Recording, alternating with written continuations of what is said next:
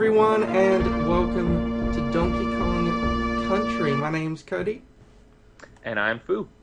So, I've brought Fu along here with me today because, unlike me, Fu is an expert at Donkey Kong Country. He told me that he apparently has a master's thesis worth of things to say about it. Yeah, I mean, that's basically true. Donkey Kong Country 2 is my favorite game, I think, of the 16-bit era, possibly ever. And the other two come along with it, and they form a very interesting narrative overall, so I really love to talk about the series, and I'm glad we're doing this. So, my experience with the series is actually, I've played about half of the main series, and that half is Donkey Kong 64, Donkey Kong Country Returns, and Donkey Kong Country Returns Tropical Freeze, so I don't actually have that much experience with Donkey Kong Country, except that I had it on the Game Boy or something, but that was when I was like 12, so this is as good as a blind Let's Play, even if I know all the basics of Donkey Kong. I know that we roll along, we can either roll or we can jump. But we can't jump and attack, which is a bit sad. And we have to collect the letters K, O, N, and G to be Kongs. And they stole our bananas, that's the important part. They did steal our bananas. Yeah, so to go a little bit more in depth on the game. So this is the first piece of Rareware, the first game that Rare produced as a second-party developer for Nintendo. At the time, it was incredibly well received. It won a bunch of Game of the Year awards, but in the years since, the opinion has kind of dropped off. It often shows up on lists of most overrated games of all time. I think that probably the problem was the design process was just really constrained. This game had to be so many different things and had to accomplish on so many different levels that it's the best game that it could be given those constraints. Yeah. It's kind of interesting to look at where it worked and where it didn't. Yeah, I mean, look, just from the controls here, I think this holds up a lot better than, well, I think most Super Nintendo games do, but the old NES games don't often hold up that well, I've noticed. Just in terms of, like, the controls and stuff, it's just frustrating to play them. But this, it all has its own internal logic, I guess, that makes sense, gameplay-wise. Like, you either jump on things or you roll on them, and enemies are either going to run at you, or they're going to jump at you, or they're going to run and jump at you, you know? Yeah, exactly. And the cleanness of that kind of design, the enemy design in particular, is something that really stands out for the series, and something we'll probably end up talking about a lot as you see the different enemy models.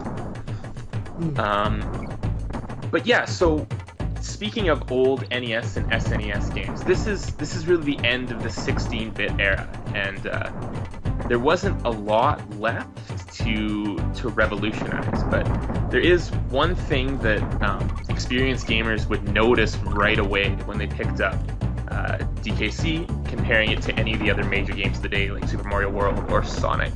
Do you know what that is? Well, there are two of them? There are two of them, but Sonic, I guess Sonic also has. Oh, I did not feel like that rope. Yeah, we can talk about the weird hitboxes later. No, the interesting thing about DKC, what really had it stand out is how clean the screen is. Right now, there's absolutely nothing on the screen except the game. When you collect a banana, but the banana menu will come up for a little bit. When you gain a life, the life menu will come up. But when you compare this to something like Super Mario World, where there were, 10 or 12 things at the top of the screen that they wanted you to keep track of, really is amazing how different this game is visually than everything else that was being released at the time. Yeah, it's definitely got, I forget what they call it, 2.5D or whatever. They've made Donkey Kong look 3D in a way that isn't usual for old games. Right, and the really amazing thing about that is that they actually did it without using a coprocessor. So most fancy Super Nintendo games that are going to be released from 94 to 96, they actually put a second graphics chip in the cartridge. but none of the Donkey Kong Country games use that. They all just run entirely on the SNES basic processor, which is really impressive. And they use some interesting tricks to make that happen. But not blast processing. So that was a funny joke that no one will get because it's like a Sega joke. But yeah. Maybe if you're here watching Donkey Kong Country, maybe you are that old. Yeah, I think I'm going to talk a lot about everything that's being made at this time. So if you know stuff about Sonic and about Crash, that's probably going to help. Was it worth it? Yeah. You got to get the Kong. You got to get the Kong. Yeah. So yeah, one of the two big things that come out of how clean the presentation here is, there's no score. Like, there's nowhere that keeps track numerically of how well you're doing. This was an obvious idea because nobody had paid attention to score in platforming games since, I don't know, what's your highest score in Super Mario World? I have no idea. But yeah, you have no idea, right? That's an arcade leftover, right? That's because the games were all based on originally being arcade games, and then they had score for a while, and they had lives, which, well, they've kept lives, but, you know, that's another thing that's based on the idea of, I couldn't get past that B either. You know, it's another thing based on the idea that you're going to be putting in another coin once you're done with the lives. Yeah, exactly. And this game goes to monumental efforts to make the life system important. It's actually insane how much of the overworld design in this game is just based around making sure that lives are meaningful. Yeah. But we'll see that, I guess, in later world. It's not as big a deal in the first world where you're mostly just running through anyway. But yeah, so there's no scoring system, which is great because that was just a Did I need that useless... armadillo thing to get the G? Yeah, probably. You might be able to get up on the tunnel if you jump over the exit. Oh yeah. There you go. What's the armadillo thing officially called? Oh, what is the armadillo thing called? I don't know if I remember. I never losing remember my expert status here rapidly. You should visit Cranky. Yeah. This here's Rhino Country. In jungle hijinks, stick to the treetops to earn extra lives. Zingers sport spikes on their backs. You can't jump on them unless you're riding Winky. Hey Sonny, speak up, I can't hear you. I don't even know. Which one's Winky? Winky is the frog. See, they could have at least called him like Frobert the Frog or something. If they had some sort of alliteration, I could have known what Winky Yeah. They kind of... Most of the naming in this series makes sense, but the animal buddies really don't, so that's an odd direction. But yeah, so that was Cranky Kong. Canonically, Cranky is the antagonist of the first Donkey Kong game, the guy who's throwing the barrels he's down. Kidnapped Pauline, or whatever. Yeah. Yeah.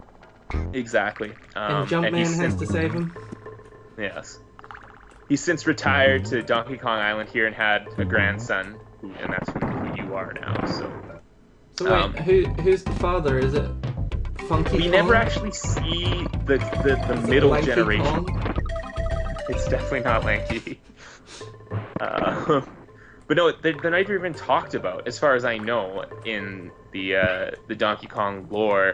What happens to the people between Cranky and Wrinkly, and then the current generation of Kongs? I guess Funky might be in that middle generation, and Swanky too. But yeah, for the most part, it's the grandparents and the kids. Yeah, which is kind of odd. Yeah. Well, at the moment, I've only got Donkey Kong because Diddy Kong got a bit dead. I guess you could call him Daddy Kong. See, that's my cutting edge. I got another N that was exchanged for one of my lives. Yes, you're showing great dedication to the cause here. Yeah, you got to get that Kong. That's what they say. Yeah, so Cranky's put in the game to help emphasize one of its kind of central points, which is, given that the game's not keeping score anymore, it wants another way to reward you and reward players who go out of their way to explore and to play the game well. And so it introduces this secret system, which is kind of derived from Super Mario World, but basically it's going to mark a point for you every time you enter a new room. And that shows up as a percentage score that actually runs up to 101%. Yeah. So I wanted to kind of ask you this at some point during the first video, but what do you think your score is going to be by the time we finish Donkey Kong Country? Like 30%. I think if you just play the game straight through and don't uncover any of the hidden rooms, you hit about 36%. Right. Yeah. Yeah, that's the thing. Alright, let's see. Coral Capers. This is the first underwater level, right? Yeah. This is the first underwater level, yeah. With the music's really great here. It really is. I mean, the music in these games really just gets better and better. I think working up into Sticker Brush Symphony about halfway through Donkey Kong Country 2, which is probably my favorite piece of video game music in history. Because that's one thing we should talk about Donkey Kong Country, I guess, is that it's famous for its music. The creator David Wise, or the creator of the music anyway, who came back for Tropical Freeze. Have you played Tropical Freeze? I've not yet played Tropical Freeze. No, I played Donkey Kong Country Returns, but then I haven't owned a console in a couple years now, so that makes it tough. Alright, yeah. Well, Tropical Freeze, they brought back David Wise for the composing, and there's some great music in there. For sure. Alright. So I actually, if it seems like I'm strangely good, which you probably don't think that, but that's because I practiced the first world up to Candy Kong before I did this, but it's going to be a bit blind going into some of this later stuff. There is not this time, of course. So why don't you tell me, who are you? Who is Fu? Introduce yourself to everyone. Yeah, okay. I guess not everybody's coming from our usual haunt. So, my name's Brian. I hang out with Cody on Zelda Universe. I've been a member of the site there for about 10 years. In my professional life, I'm a high school teacher, but in my recreational life, I'm very much interested in games and game design. I help run one of the principal forum games on Zelda Universe, and I try to produce daily kind of content based around game analysis there. Donkey Kong Country is definitely one of my entries into that idea, looking at what small details turn a game into art or into something beautiful as opposed to something frustrating. Yeah. I grew up in this 16-bit generation. I played not just these amazing, memorable games, but all the little properties that were released alongside it. I played the Page Master game and the Aladdin game and the various Pepsi products platformers that were released. The Aladdin game, that's what I have memories of, a game where you have to escape from the lava on a flying carpet. Yeah, exactly. That one, yeah. Yeah, and these games are all, terrible. Absolutely terrible. I took a barrel ride, I guess. Yeah. So I mentioned this already, the absolutely insane lengths that this game has to go to make the life system make sense. Yeah. And we'll talk about that. I'm gonna actually see if you can figure out why Funky's Flights exists. You just experienced it. It did absolutely nothing for you. But it is a really smart design and a really integral part of this game once you figure out what it's doing. So I'll leave that until you figure it out. Alright, there's apparently an infinite number of bouncy things if I don't go anywhere. What are they called again? So all the lizards are Kremlings, yeah. Or I guess all the bad guys are Kremlings, and most of them have names that start with K. The straight up lizard ones are critters. Yeah. So you probably noticed that I'm a Mario player because that was probably the first time I've killed an enemy with the roll attack this video. Because I keep jumping on their heads just as a natural, that's what you got to do. Yeah, exactly. And I've noticed that you've kind of defaulted to using Donkey here, which definitely favors that mode. Yeah. So what's the difference between Donkey and Diddy gameplay-wise? Well, Donkey, there's a couple of differences. Their weight actually matters. There's certain enemies that are only killed when Donkey jumps on them, and certain hidden items like that, which can only be accessed by Donkey either falling on them from a sufficient height or pounding on them. And Donkey's roll, though, is slower, and you can't combo it. So in Diddy's roll, his cartwheel, you can just keep cartwheeling pretty much off the edge. The button. So Donkey makes for more vertical gameplay. He's in the air quite a bit. Diddy is on the ground much more often, like that. Alright. I'll try and keep that in mind. Let's see if we can get it on the way up. Gotcha. Nice. Let's see if I can break the grounds too. Yeah, there we go. Yeah, not a problem. But you will see places later on where you have to do Donkey's ground pound attack to open something like that. There's nothing Diddy can possibly do. And when is Lanky Kong appearing? He's my favorite part of the Donkey Kong series, so I'm really looking forward. Lanky Kong will not appear in DKC1. Ah. I'm sorry. So our Kong family in this game is pretty constrained. It's just Cranky, Funky, and Candy. That's all we're gonna see. And Donkey and Diddy. And Donkey and Diddy, yeah. And this is actually, as much as the series is called Donkey Kong Country, this is the only DKC game in the original trilogy in which you'll have a chance to play as Donkey. So enjoy him while he's here. Yeah. He's gonna be leaving us far too soon, or in the opinion of speedrunners, far too late. Yeah. He doesn't really see any play at all among modern runners of this game who are looking for more technical play that Diddy offers. So this is the first real instance of a barrel section, which are gonna kind of a hallmark of the series as we go on. Nothing particularly interesting happening there, but a good introduction to the concept. Missed. It's alright. There you go. I did that on purpose. Of course, yeah. So yeah, this is barrels became a integral part of falling off the edge of Donkey Kong.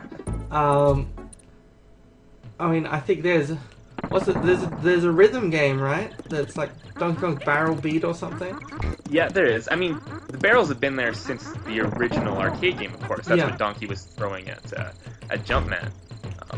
But they found a lot of interesting ways to kind of riff on that idea over the years, and Jungle Beats is definitely a fun part of that. So what would you say, the barrels are one thing, but what would you say differentiates Donkey Kong from Mario and Sonic as platformers?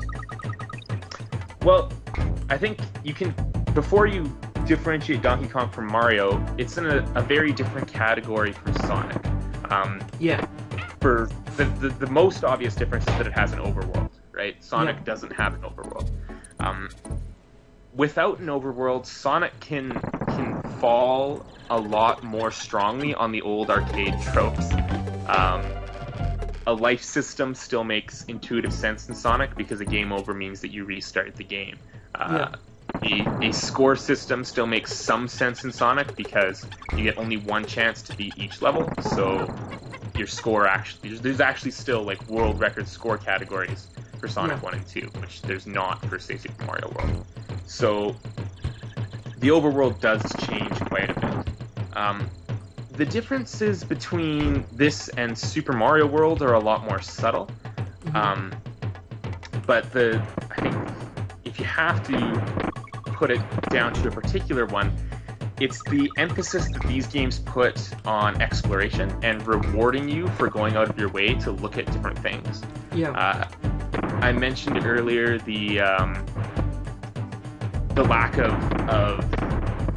crap on the screen, and part of that is that there's no timer to the level. You could spend an hour, if you wanted to, exploring this level. I will spend an hour exploring this barrel.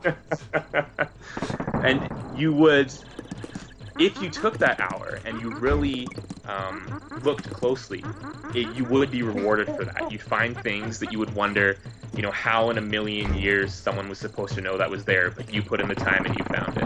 Yeah. The secrets in this game, and then more so in the next two games, that are just in absolutely ridiculous places that, boggle the mind. Yeah. Is really interesting. And then that defines Rare from this point on up until, the kind of extreme Easter eggs that exist in Banjo-Kazooie that were like nothing. That sometimes literal eggs, yeah. Yeah, exactly. So yeah, it's the emphasis on exploration and on really pushing the game that sets DKC apart. Holy cow. No, they see the end. Oh, sorry, I shouldn't have said anything. Alright, we're gonna finish this, and then that's it for this video. Because I believe that takes us to the save point. It does, yeah. Which they've cleverly placed right behind some barrels, which apparently means that it's impossible. Because apparently I'm really bad at barrels. Alright, let's do this.